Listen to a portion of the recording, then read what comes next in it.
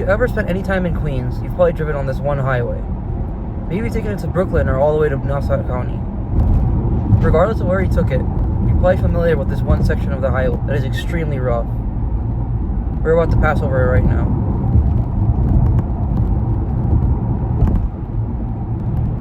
That highway is nothing but the Grand Central Parkway. Grand Central Parkway connects all the way from the Triborough Bridges to Nassau County. However, upon its completion in 1936, it only connected Queens Boulevard all the way to Nassau County. The highway is now more than 14 miles long, but the topic of today's video, it only concerns a small portion, about 3/4 of a mile, specifically concerning the area between eastbound exit 23 and westbound exit 23. This section of highway, for as long as I can remember, has been a mess of patches and potholes. When we zoom in from the satellite view, we can see numerous patches created on the highway. From above, these patches don't seem like a big deal. However, once you're driving on the highway, you have to keep an eye out for these very deep potholes that can be upwards of 2 to 3 inches deep at times. It makes it for a very uncomfortable and dangerous drive.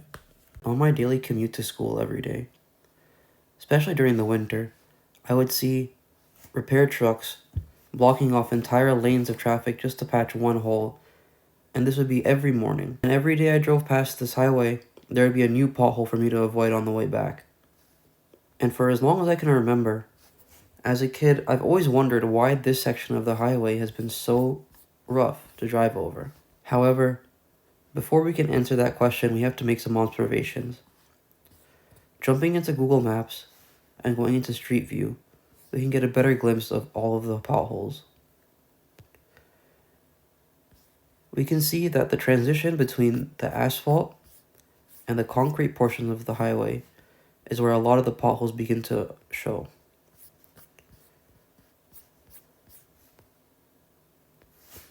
Going forward a little further on the highway, we can see patches become more prevalent.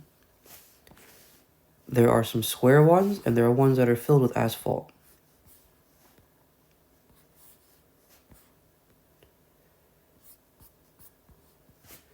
And you can see potholes that can be very deep.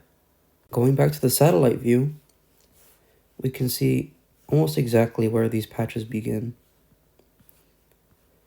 But it raises the question as to why it begins on the concrete and not on the asphalt. And it raises another question as to why there's any concrete on this section of the highway at all. To answer the question about why portions of this highway are constructed with concrete, we can just zoom out and notice that it is an overpass. Going further down the road, we can see more sections that are classed out of concrete that are also overpasses. And these sections also have the problem of potholes. Taking a look from below, we can see that this portion of the highway is a bridge. And it's necessary for the bridge to be cast out of concrete to handle the loads of cars passing over it.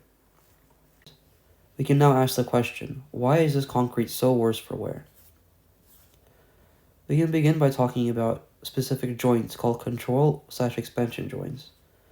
These joints are placed in concrete to allow for the expansion and contraction of concrete so that it doesn't crack in unregulated areas. However, when left unsealed, these cuts or control joints that are put into the concrete are able to collect water and exposing more surface area for the water to collect in, to seep into the concrete.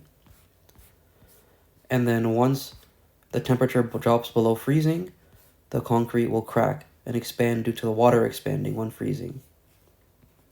We can see evidence of this here, along this control joint and along these cracks or other control joints. There are more patches than anywhere else. The water is getting in between these control joints and expanding and cracking the concrete. A similar mechanism works with potholes. Once a pothole is formed in the concrete, eventually it has to be filled. And sometimes it's filled with asphalt. And when the asphalt chips away, it allows water to collect in these portions of the patch. And once that water collects in that patch and freezes, it'll cause more chipping of the highway and more potholes.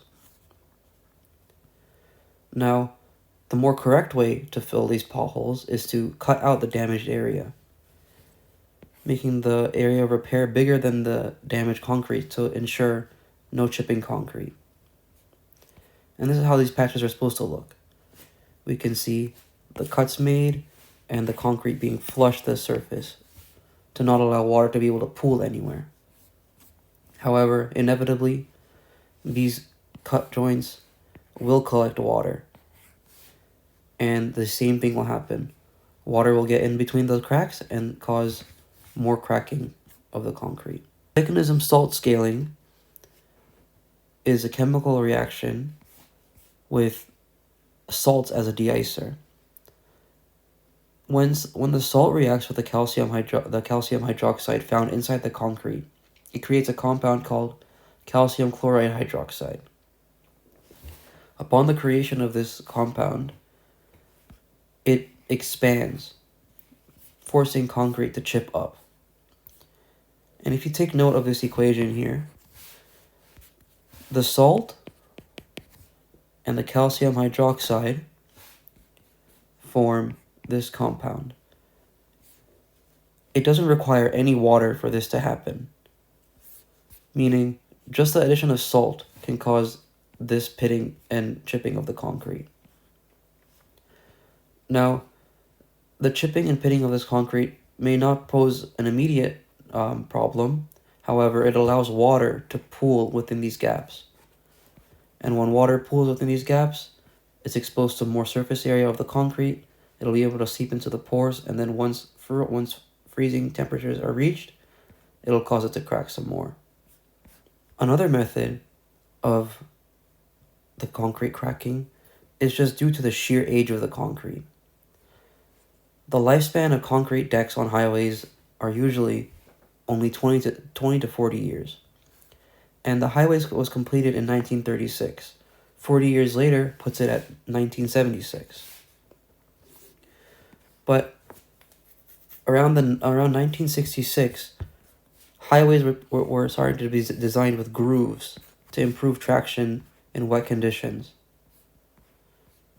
So if the highway was ever repaved between 1936 and now, we would have seen evidence of grooving on the highway, but we don't see that. The lack of the grooving leads me to believe that this highway hasn't been touched since its completion in 1936. The last method is the most complicated method. It's called glue spalling, where essentially when the water on top of the surface of concrete has a certain amount of de-icer, which can be anything from salts to alcohol, causes the ice layer to have small fractures in it. And eventually, as the ice cools down, after it expands, it does start to contract again. And this ice layer binds into the pores of the concrete and forms a very tight bond, almost like glue.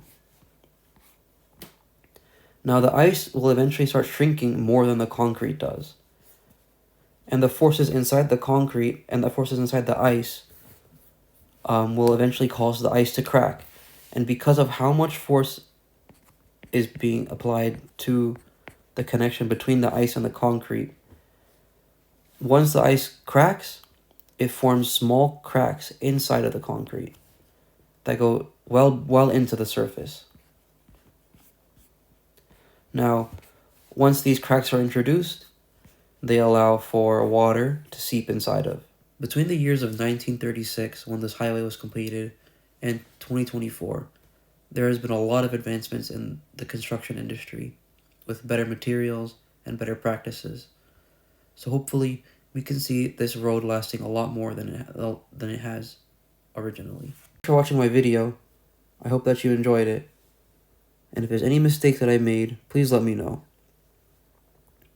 I also hope to make more videos just like this, so if it's something that you're interested in, let me know as well.